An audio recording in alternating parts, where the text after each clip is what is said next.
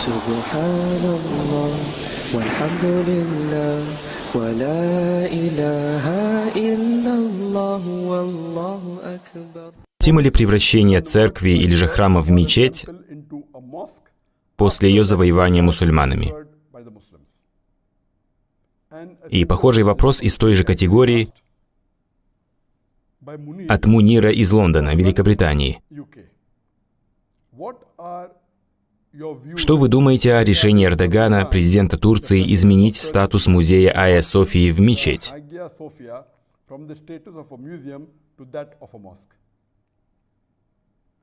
Итак, у нас два вопроса от наших братьев. Первый вопрос касательно того, дозволено ли в исламе превращать церкви, храмы или же места поклонения не мусульман в мечети после завоевания этих земель мусульманами. Ответ на этот вопрос – да. Есть ряд хадисов и доказательств, подтверждающих допустимость превращения мест поклонения не мусульман в мечети, если этого пожелают мусульмане, и если речь идет о завоеванной территории. Но когда мы говорим о ситуации, когда имеется договоренность с немусульманами, например, если немусульмане заключили договор с мусульманами, они подписали соглашение и смирились с тем, что у власти будут мусульмане, или же если немусульмане капитулировали и согласились на правление мусульман, то таких немусульман относят к категории «зимми», то есть немусульмане, которые обеспечиваются защитой мусульманского государства. И в условиях такого соглашения принято, что их жизнь, собственность и их места поклонения будут защищены. В таком случае, когда они вступили в соглашение с мусульманским правителем, или же если они капитулировали, или же они попросили помощи у мусульман избавить их от правителя-тирана, если в ходе этого процесса заключен мирный договор без всякой войны, то в таком случае их относят к категории «зимми». Это не мусульмане, обязующиеся платить джизью за свою безопасность, и тогда мусульмане несут полную ответственность за сохранение их жизни, защиту их собственности и их мест поклонения. При этом им запрещается строить новые места для поклонения не мусульман или же расширять старые, а мусульмане не имеют права их трогать. Но если же мусульмане завоевывают землю, то в таком случае мусульмане имеют полное право превратить место поклонения в мечеть. Перейдем ко второму вопросу касательно моего личного мнения о происходящих сегодня событиях. Как нам всем известно, Верховный суд принял решение, и президент Турции Эрдоган уже открыто заявил о возвращении статуса мечети музею Айя София.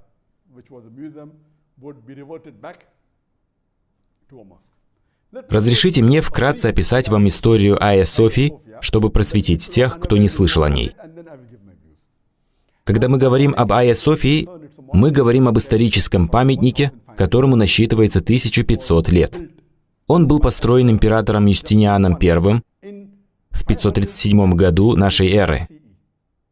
На его строительство ушло несколько лет. Изначально это был православный храм, коим он и пробыл на протяжении многих веков. В 1204 году, во время 4-го похода крестоносцев, православный храм был превращен в римскую католическую церковь, которая простояла до 1261 года. То есть в первые 667 лет это был православный храм. После этого на протяжении 57 лет, с 1204 по 1261 год, на протяжении 57 лет это была римская католическая церковь. Позже, когда византийцы снова пришли к власти, она снова стала православным храмом, пока султан Мухаммад Фатих не покорил Константинополь в 1543 году,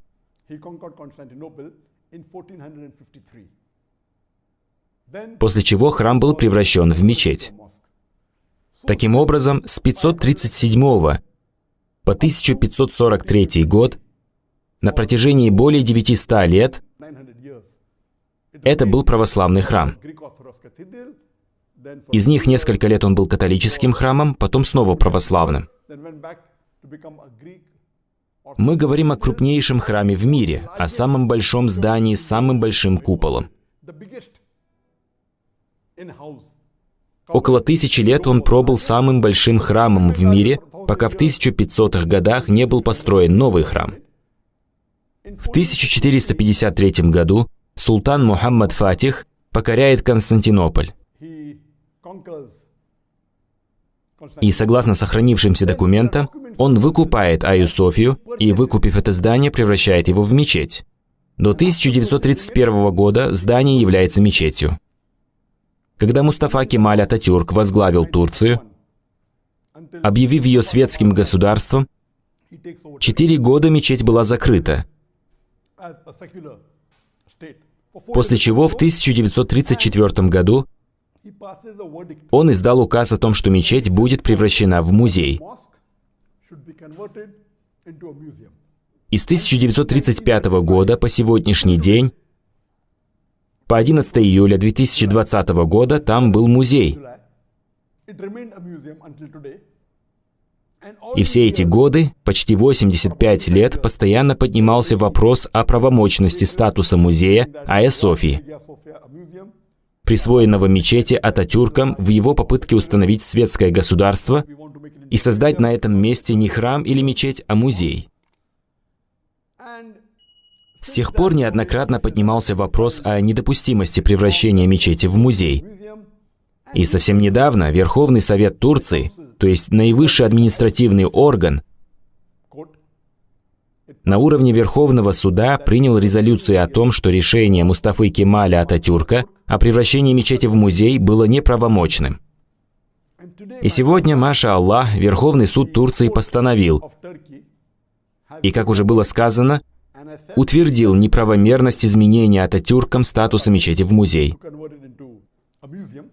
И, альхамдулиллях, сразу после решения суда Эрдоган подписал резолюцию о передаче здания, которое изначально было храмом, позже мечетью, а потом музеем, из Департамента по туризму под юрисдикцию Духовного управления Турции. Новость вызвала широкий общественный резонанс. И если вы читаете сводки в газетах и СМИ, то всюду звучат протесты и недовольство решением Турции, турецким правительством, Эрдоганом. Свое мнение высказали и Соединенные Штаты, Трамп, Россия, Греция. Все осуждают действия, называя их неприемлемыми. ЮНЕСКО и прочие немусульманские организации. Звучали даже угрозы. Но более печально то, что противниками этого решения выступили и многие мусульманские страны. И многие так называемые мусульманские проповедники и мусульманские ученые из стран Запада, которые хором заявили, что назвали действия Эрдогана и Турции недопустимыми. И в оправдании своей позиции они сослались на пример Хазрата Умара, да будет доволен им Аллах, который отклонил приглашение совершить молитву в храме Иерусалима, обосновывая свой отказ тем, что мусульмане превратят этот храм в мечеть, увидев его молящимся в нем. После чего он помолился в другом месте, где в последующем и была построена мечеть Аль-Акса. И что якобы это и есть пример того, как мы должны выстраивать отношения. В поддержку своего аргумента они привели 40-й аят из суры Аль-Хаджи, 22 суры, в котором якобы говорится о запрете на снос синагог, храмов и церквей. Я был в шоке от такой реакции многих мусульманских проповедников из западных стран и арабского мира, осудивших решение. Каково же мое личное мнение касательно того, правильно поступила Турция и Эрдоган или нет? По моему личному мнению, приведенный хадис, описывающий случай с Хазратом Умаром, да будет доволен им Аллах, когда он предпочел помолиться не в церкви, и о соглашении мусульман с приверженцами других религий, гарантировавшим сохранение жизни, собственности и неприкосновенность мест их поклонения, и запрет мусульман посещать места поклонения не мусульман, все эти ссылки имеют силу только тогда, когда между мусульманами и немусульманами подписано соглашение. Как я уже упомянул, отвечая на первый вопрос, допустимо ли превращение церкви в мечеть после завоевания территории, ответ однозначный – да. Только при условии, если между мусульманами и немусульманами принято соглашение, или же если не мусульмане капитулируют, или же если они относятся к категории «зиммий», то есть не мусульмане, проживающие под протекторатом мусульман, когда мусульмане оберегают их, а они выплачивают джизью. Но когда мы говорим о взятии Константинополя османскими войсками, то это было завоевание. Это была самая настоящая война. Поэтому неуместно сравнивать это с ситуацией, когда мусульмане подписали мирный договор с немусульманами, и утверждать, что Турция должна была поступить точно так же. Это неверно. Поэтому, если идут боевые действия, если идет война, и если мусульмане побеждают и приходят к власти, то это известное общее правило по всему миру. Сколько примеров правителей не мусульман, которые, одержав победу, захватили и уничтожили множество мечетей. Возьмем, например, крестоносцев, ту же Испанию. Сотни мечетей были преобразованы в церкви, в музеи или же вовсе снесены. Мусульманам было запрещено даже совершать азан, призывая на молитву. Люди даже этого не позволяли. Тогда это была обычная практика. Если ты захватил территорию, то она становится твоей собственностью. И если она в твоей собственности, то ты имеешь право поступать с ней так, как считаешь нужным. Уже позже, после Первой и Второй мировых войн и Женевской конвенции, изменения пришли намного позже. А до этого завоеванная территория становилась частью государства, захватившего ее. И вы можете распоряжаться ею, как пожелаете. Следовательно, можно рассматривать это как завоевание султана Мухаммада Фатиха. А поскольку победу в войне одержали они, то вполне имеют право решать самостоятельно, сохранить там храм или же превратить его в мечеть. Это их право, и вы найдете множество похожих примеров, даже если вы читаете хадисы пророка, саллиллаху алейхи вассалям. Я приведу вам один случай, хотя я и не собирался говорить о нем, но разве что только в ответ этим мусульманам, которые обрушились с осуждениями на Турцию и Эрдогана. Если же вы почитаете историю пророка, когда пророк, саллиллаху алейхи вассалям, переселился в Медину и позже вернулся в Мекку, вспомните, что он сделал сразу после взятия Мекки. Он взял Мекку с 10-тысячной армией сподвижников и тут же направился к Каабе, которая на то время была главным местом поклонения язычников. Внутри Каабы тогда находилось 360 идолов. Он зашел в Каабу и прочитал аяты из Корана. Это был 81-й аят из суры Исра под номером 17.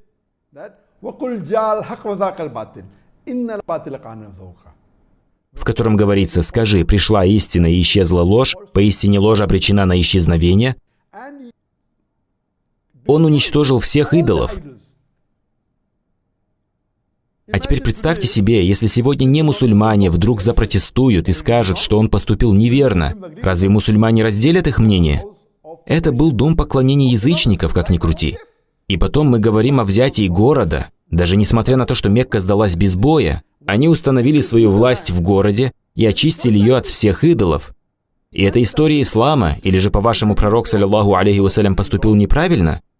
Многие, наверное, даже и не знают, что Мекка упоминается и в Библии. Если мы откроем Библию на английском, то в 83-м псалме с 5 по 7 стих говорится: «Благословенны те, кто посещает долину Бакки». То же самое название Бакка приводится и в Коране, в 3 суре Аль-Имран в 96-м аяте, где говорится, что первым местом поклонения Аллаху была Бакка. То же самое название Мекки, которое приводится в Коране, то есть Бакка, приводится и в Библии. Представьте себе, если сегодня христиане вдруг заявят, что Мекка принадлежит христианам, и что мусульмане должны вернуть ее. Разве мусульмане поверят или согласятся с этим? Конечно же нет. Или представьте себе, что кому-то в голову придет блестящая, в кавычках, идея превратить заповедную территорию харама в музей. Разве мусульмане согласятся с этим? Ответ, конечно же, нет. Поэтому следует понимать, что в те времена это было общим правилом. Почитайте историю пророка. А сегодня мы видим, как многие мусульмане попали под влияние западной культуры, и поскольку они живут на Западе, они вдруг решили изменить исламскую историю. Они выводят правила, они цитируют аяты из Корана, как, например, они заявляют, что в 40-м аяте суры Аль-Хадж приводится запрет на разрушение мест поклонений. Ни в одном аяте Корана нет такого запрета. Это просто заблуждение. Если вы хотите понять контекст, то начните читать с предыдущего 39-го аята суры Аль-Хадж, в котором говорится, что вам дозволено сражаться с теми немусульманами, которые поступили с вами несправедливо, и что Аллах поможет и защитит вас. Это самый первый аят из Корана, в котором дано разрешение мусульманам, переселившимся из Мекки в Медину, вступить в борьбу против немусульман. Первый аят. Затем последовал 40-й аят, также из суры Аль-Хадж.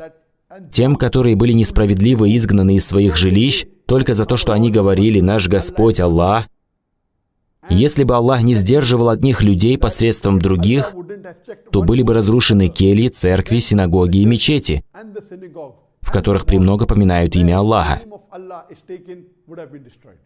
Здесь не говорится, что разрушать запрещено. Здесь просто сообщается, что, во-первых, Аллах дает разрешение мусульманам воевать с немусульманами, которые поступают несправедливо по отношению к ним. Далее в нем говорится, что те мусульмане, которые покидают свои дома только потому, что они верят в таухид, то есть в одного Бога, то Аллах убережет их. Еще в нем говорится, что если бы Аллах не сдерживал одну группу людей посредством другой, то такие места поклонения, как церкви, синагоги и мечети, были бы уничтожены. В нем нет и малейшего намека на то, что их разрушать нельзя. Если же вы хотите достоверное толкование, то обратитесь за помощью к тафсирам. И если вы почитаете Куртуби, то вы увидите, что он совершенно ясно сказал то же самое, что я уже привел в ответе на первый вопрос. Что если между мусульманами и немусульманами заключено мирное соглашение, и немусульмане относятся к категории зимми, то есть входят под протекторат мусульман, если они согласны с правлением мусульман, если они капитулируют и не станут оказывать сопротивление, и если они готовы выплачивать налог за предоставление им безопасности, то на мусульман возлагается обязанность защищать жизнь немусульман зимми, как и их дома и места поклонения. Но, как говорит Куртуби, вы не имеете права строить новые дома поклонения для немусульман, потому что это является грехом. Все, что уже построено, может оставаться на своем месте. Но даже и это не подлежит дальнейшим пристройкам и расширению. Поэтому, если имеется мирное соглашение или же немусульмане капитулируют, то в этом случае да. Мы не можем занимать и обязаны защищать их места поклонения, но мы не можем строить новые здания или же расширять старые. Но если же мы говорим о захвате территории в ходе войны, то предводитель мусульман имеет право сам распоряжаться от имени мусульман, завладевших этой землей. Поэтому, пожалуйста, перестаньте цитировать хадисы без всякого контекста. Существует ряд хадисов нашего любимого пророка, саллаллаху алейхи вассалям, в которых он велит своим сподвижникам: «Идите и уничтожьте всех идолов». Целый ряд хадисов. Он велел Халиду ибн аль-Валиду: «Пойди и уничтожи идолов». Ряд хадисов. Он велел Хазрату Али, да будет доволен им Аллах: «Пойди и уничтожи идолов». Целый ряд хадисов в сборнике Сахих аль-Бухари и Муслима. Пророк Мухаммад, саллаллаху алейхи вассалям, и сам собственноручно уничтожил идолов в Мекке. Пожалуйста, я хочу обратиться к мусульманам. Когда вы даете обобщенный комментарий, многие мусульмане могут быть не в курсе реального контекста и могут легко пойти на поводу таких безответственных ученых. Это большая ошибка. Разве найдется такой ученый, который станет отрицать тот факт, что пророк уничтожал идолов? Разве найдется хоть один исламский ученый, который станет отрицать, что пророк, саллаллаху алейхи вассалям, велел Хазрату Али, да будет доволен им Аллах, четвертому халифу ислама, или же Халиду ибн аль-Валиду и многим другим сподвижникам пойти и обезобразить идолов? Есть еще один хадис в сборниках Бухари и Муслима. Он приводится в Сахих аль-Бухари, в хадисе под номером 3020, а также и в сборнике Сахих Муслима под номером 2076, в котором Джарир ибн Абдуллах, один из сподвижников, рассказывает, как однажды пророк, саллаллаху алейхи вассалям, подозвал его к себе и спросил: «Готов ли ты избавить меня от Зуль-Халясы?» Что такое Зуль-Халяса? Так называлось одно из мест поклонения язычников в Йемене. Его еще называли Каабатуль-Ямания, то есть Йеменской Каабой, в которой находились идолы. И вот он спрашивает: «Готов ли ты пойти и разрушить их за меня?» И тогда Джарир ибн Абдуллах, да будет доволен им Аллах, берет с собой 150 всадников и сжигает этот дом поклонения. Это приводится в достоверных хадисах Бухари и Муслима. Я не хотел упоминать об этом, но убедитесь сами. Все это говорит о том, что пророк велел им не только уничтожать идолов, но и их дома поклонения. Поэтому, когда мусульмане покоряют и завоевывают землю, им разрешается даже сносить места поклонения. Неужели, заявляя о том, что якобы Коран запрещает разрушать храмы и синагоги, вы считаете, что пророк, саллаллаху алейхи вассалям, действовал против Корана? Вы ошиблись с контекстом. Только тогда, когда существует соглашение между мусульманами и немусульманами, когда они в статусе зимми, то есть под протекторатом мусульман, но если же говорить в общем, то уничтожение идолов является фардом, то есть предписанием, в случае завоевания территории мусульманами. Можно привести множество примеров, когда сподвижники исполняли его. Огромное количество хадисов. Поэтому вводить людей в заблуждение касательно того, что это является недозволенным, абсолютно неверно. А вот снос храмов и домов поклонения не является фардом. Но если это необходимо во избежание возникновения проблем для уммы мусульман, то пророк велел нам поступать именно так. Как можно говорить, что это запрещено делать? Я хочу еще раз подчеркнуть, что очень часто мусульмане, живущие на Западе или даже в арабских странах, в своей попытке проявить мягкость по отношению к немусульманам или с целью получить поддержку или какое-то финансирование или опеку, часто делают выводы, противоречащие Корану и Сунне. Будьте осторожны. Если вы идете против такого решения президента Эрдогана или же против Турции, то сегодня практически не осталось мусульман среди правителей, которые готовы возродить сунну. Я уже как-то говорил, что мне еще не встречались лидеры, которые бы действительно были похожи своими действиями на пророка, саллаллаху алейхи вассалям, или же на праведных халифов. Все наши политические лидеры даже близко с ними не стоят. И тут единственный лидер пытается совершить что-то дозволенное, и все встают против него. Почему так? Что же касается моего личного мнения, то, альхамдулиллях, действия Турции абсолютно правомерны. И потом вы же знаете, что султан Мухаммад Фатих выкупил этот храм. Сегодня мы знаем о сотнях тысячах церквей по всему миру, на Западе, в Великобритании, Европе, Америке, которые были выкуплены мусульманскими организациями. Если вы считаете, что после покупки мы не имеем права превращать их в мечеть, тогда получается, что все здания, приобретенные под мечети, в немусульманских странах следует превратить в церкви. Если несколько веков назад император-султан Мухаммад Фатих выкупил здание на свои личные средства, ведь в этом и есть вся суть. Мы же не говорим о завоевании, просто выкупил объект.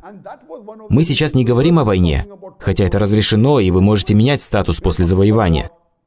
Но в данном случае он выкупил это место со всеми заверенными документами, на основании которых Верховный суд Турции как раз и постановил, что Кемаль Ататюрк не имел никакого права менять статус мечети в музей.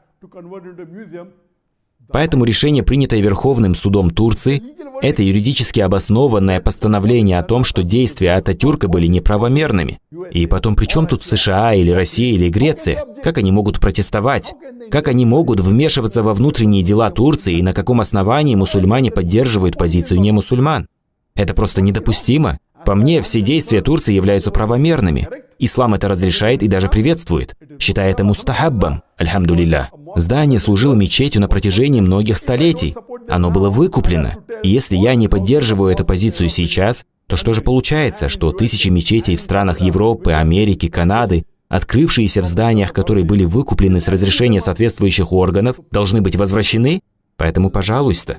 Аллах ясно говорит в Коране, в суре Ан-Ниса, в 135-м аяте: «О вы, которые уверовали, будьте беспристрастны, свидетельствуя ради Аллаха даже против самих себя, или же против родителей, или против близких родственников. Богат он или беден, Аллах ближе к ним обоим». Поэтому, пожалуйста, если у мусульманина хватило мужества на достойный поступок, согласно Корану и Сунне, наша обязанность как мусульман оказать ему поддержку и всячески помогать ему. Надеюсь, я ответил на ваш вопрос.